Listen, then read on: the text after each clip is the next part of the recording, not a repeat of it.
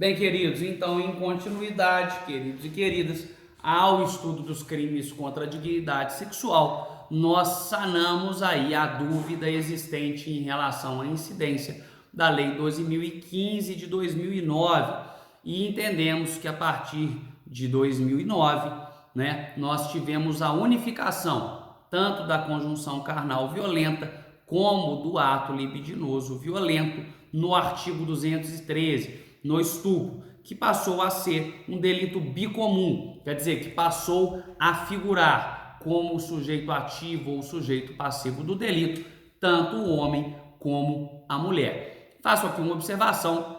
Rogério Greco, por exemplo, assevera que na modalidade conjunção carnal, quer dizer, na modalidade penetração pênis e vagina, o homem não poderia ser vítima do crime e que aí, nesse sentido, o crime seria próprio, exigindo-se a qualidade mulher para ser vítima do delito. Modestamente, eu discordo de referenciado autor, de renomado autor, inclusive, para afirmar que, muito embora o exemplo seja de difícil verificação, mas não é de impossível verificação.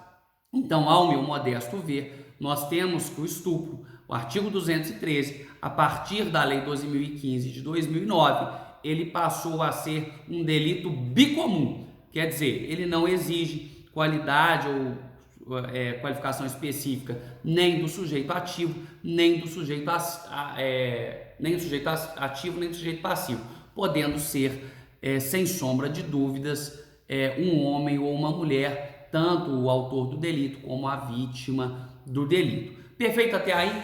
Voltando então ao debate inaugural da nossa aula e ao princípio da historicidade do direito penal, eu me ponho a informar aos doutores que os crimes sexuais, eles fazem incidir e muito o princípio da historicidade para alertar ao legislador especialmente acerca dos crimes que devem ser inseridos no ordenamento jurídico.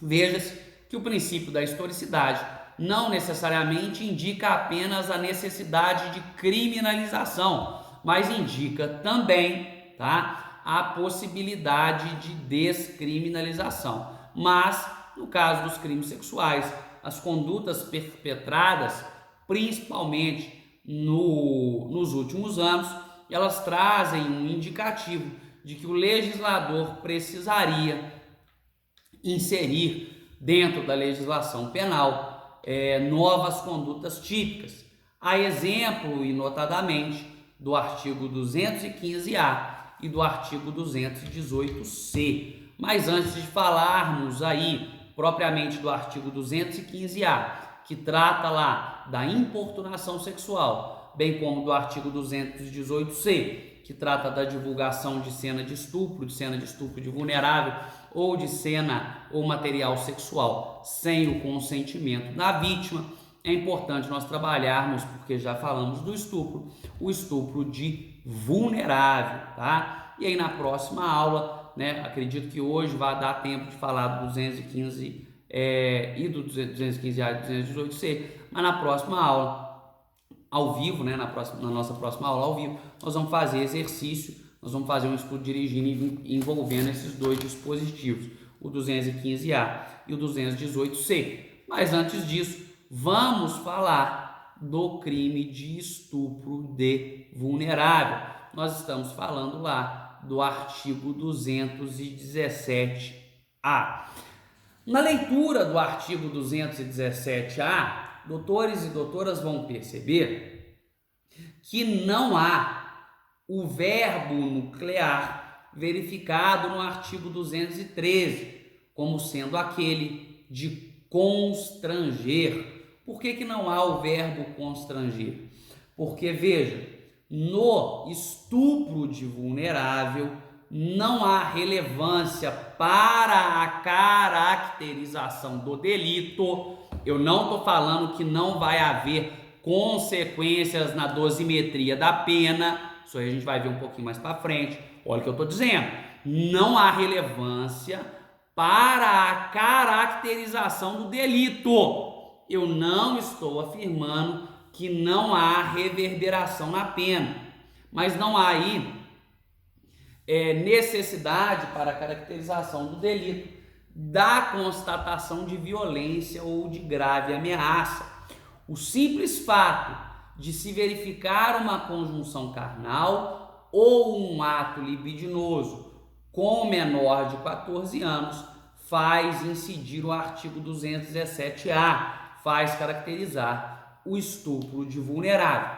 Contudo, a partir disso daí, nós temos que questionar ou temos que estudar a súmula 593 do STJ, que foi inserida no ordenamento jurídico praticamente ipsis literis no parágrafo 5º do artigo 217-A. Bem, a súmula 593 do Superior Tribunal de Justiça, ela veio para superar o entendimento daquela corte, no sentido de que, anteriormente à prolação da supracitada súmula, nós tínhamos que a presunção de vulnerabilidade no artigo 217-A era relativa.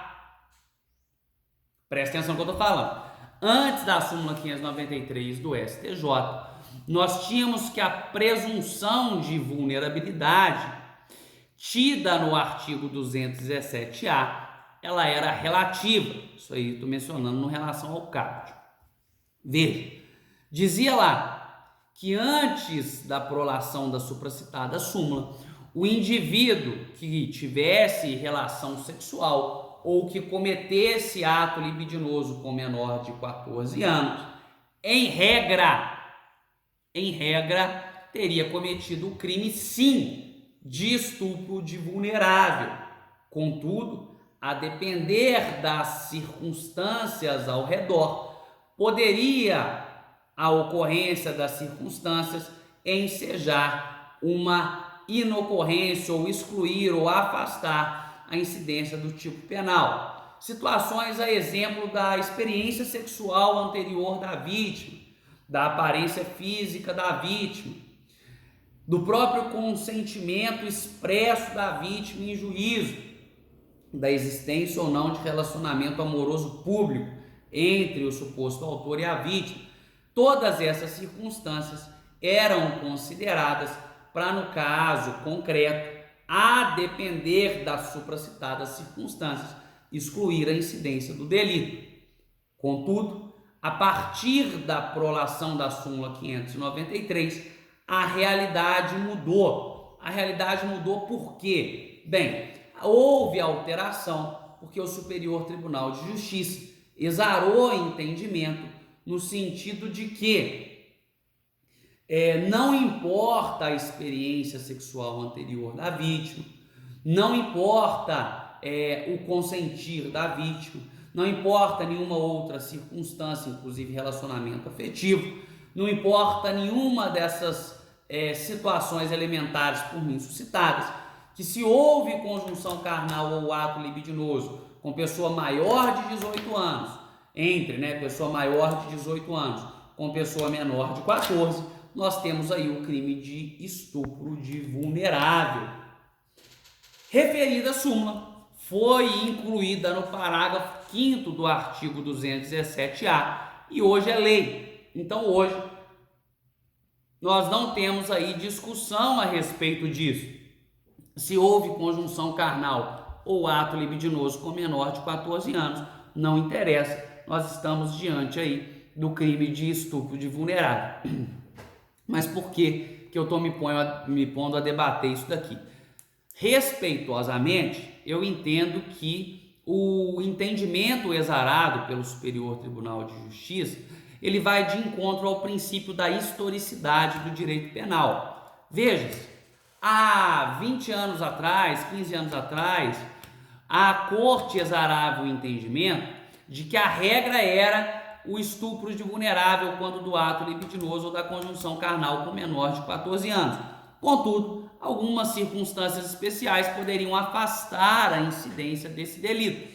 Eu preciso mencionar que lá atrás a informação ao conteúdo sexual era muito menor do que é hoje, ou era mais lenta do que é hoje. Hoje as crianças têm acesso a conteúdo sexual, seja na escola, seja conversando com educadores, ou de uma forma não adequada a conteúdo sexual de forma precoce e muito precoce na internet, tá?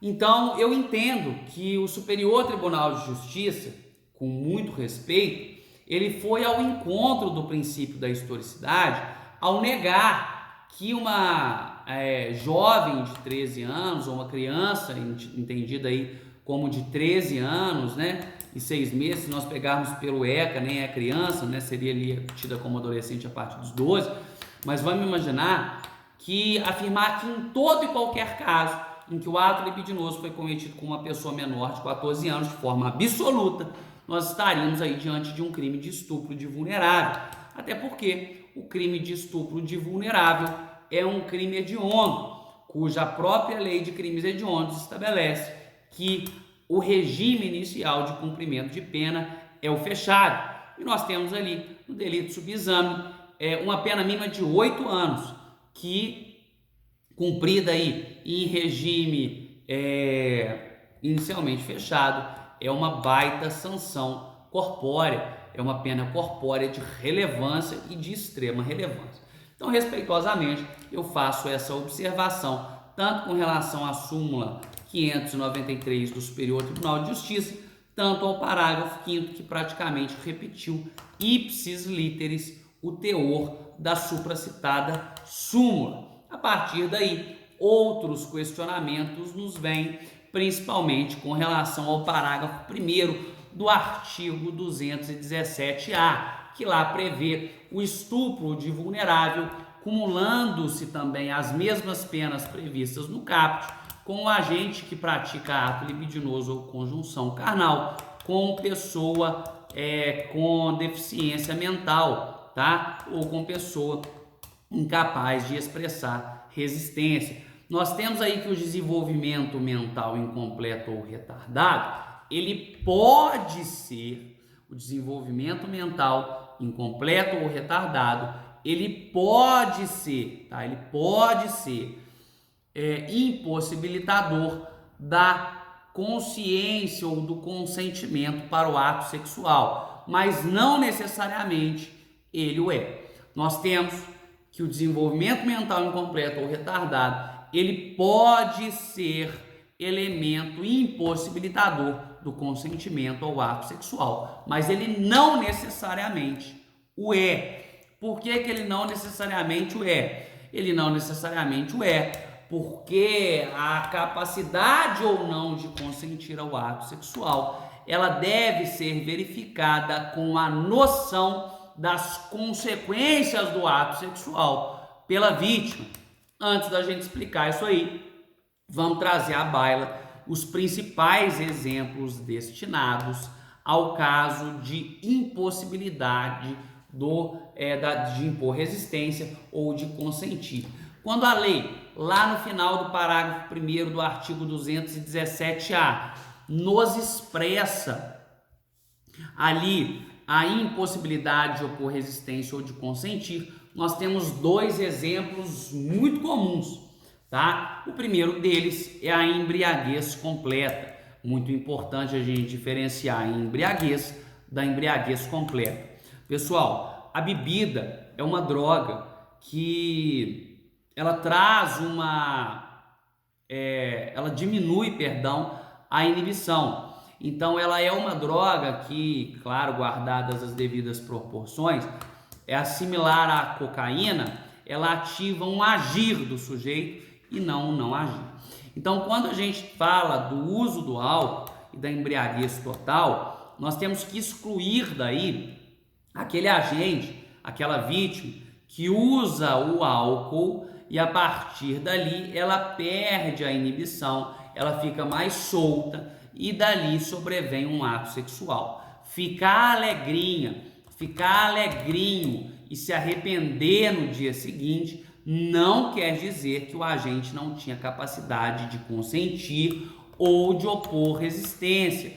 Repito, nós estamos falando aqui de delito sexual da mais alta gravidade, que como crime hediondo impõe um regime inicialmente fechado a uma pena mínima de reclusão de 8 anos.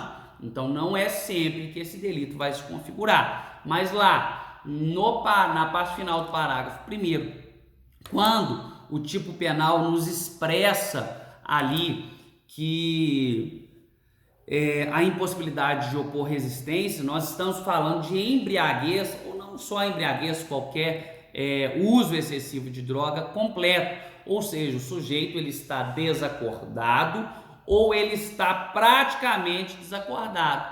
A vítima está desacordada ou ela está praticamente desacordada. E aí, nesse aspecto, ela não pode impor resistência. E mesmo assim, né, não só não pode impor resistência, como ela não consegue consentir aquele ato sexual. E aí nós teríamos também não um estupro comum, nós teríamos aí um estupro de vulnerável, tá? Que é delito mais grave que o estupro comum. Ambos são hediondos, mas o crime de estupro de vulnerável tem o preceito secundário, quer dizer, tem a pena cominada, uma pena mais incisiva. Tá bem? Tudo bem até aí? Tenho certeza que sim. A partir daí, vamos nos debruçar para a gente encerrar e aí a gente volta na próxima aula falando, trabalhando e exaurindo os artigos 215A e 218C.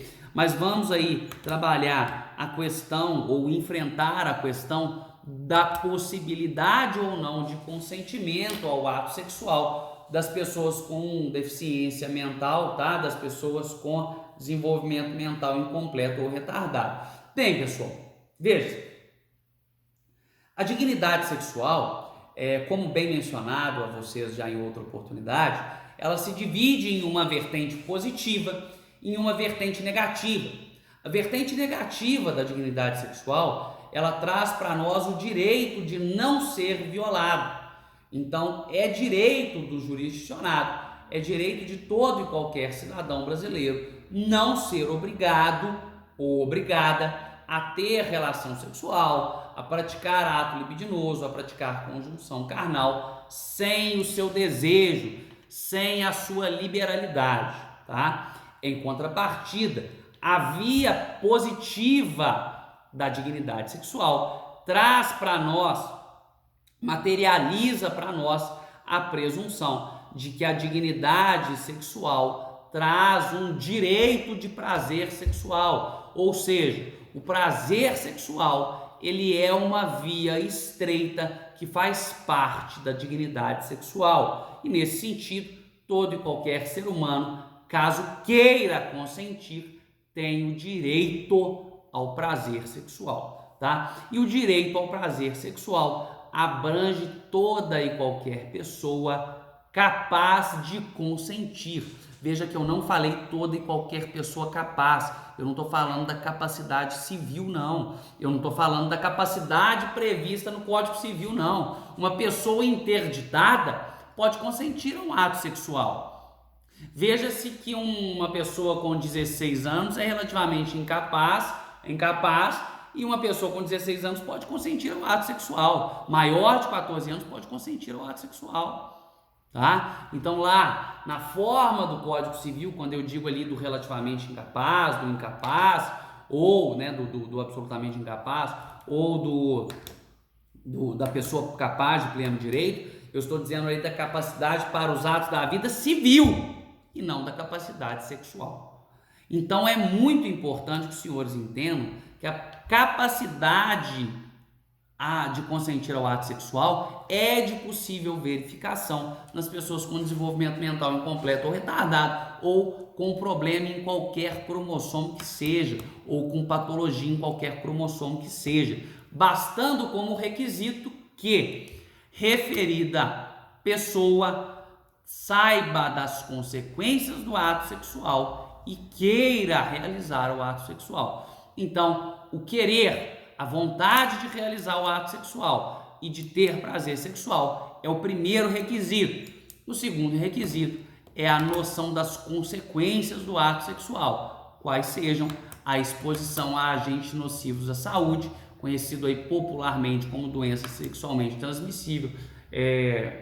Recentemente nós tivemos uma alteração nessa nomenclatura, mas popularmente conhecido como doenças sexualmente transmissíveis. E ainda nós temos a possibilidade de gestação, a possibilidade de gravidez. Então, o primeiro requisito para que as pessoas com deficiência mental incompleta ou retardada, ou qualquer que seja a patologia, consintam ao ato sexual é o querer, é ter a vontade de realizar o ato sexual. E o segundo requisito é ter noção das consequências do ato sexual, qual seja os riscos de exposição a contato venéreo, bem como a possibilidade de gravidez. Então não esqueça isso para a gente encerrar, voltar na próxima aula. É plenamente possível que pessoas relativamente incapazes consintam, ou pessoas incapazes, ainda que absolutamente, consintam ao ato sexual. Perfeito? Tá? Todos até aqui, desde que preenchido referidos requisitos. Tá certo? Então, é plenamente possível que pessoas com desenvolvimento mental incompleto ou retardado